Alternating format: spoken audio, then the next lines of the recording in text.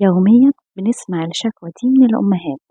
جربت كل الأساليب علشان يسمع الكلام وبرضه مفيش فايدة. شوية عقاب، شوية مسايسة، شوية دلع، شوية اهتمام، شوية احتواء. كل الكلام ده مش بيجيب نتيجة.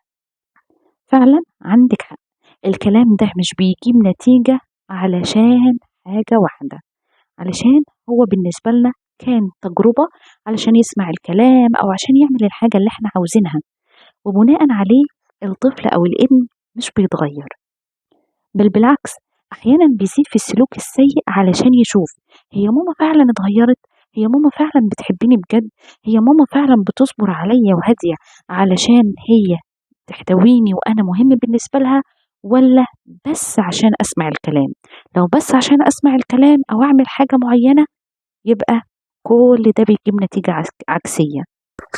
علشان كده في أساسيات إحنا بنعملها لولادنا علشان هم ولادنا وإحنا بنحبهم، وعلشان بس هم يستحقوا ده، وعلشان ده احتياج أساسي بالنسبة لهم، زي الحب، الاستماع، الاحترام، تشجيع، مشاركة، احتواء، وفوق كل ده التقبل. تقبل لكل شخصيته سواء مميزات أو حتى عيوب ومشاكل. جربي كده تعملي الحاجات دي يوميا وبدون ما تستني مقابل، وهتشوفي تغيير حقيقي على ابنك. ما تنسوش تعملوا شير علشان أكبر عدد من الأمهات يستفاد. لو محتاجين أي استشارة نفسية أو تربوية ابعتولنا وما تترددوش.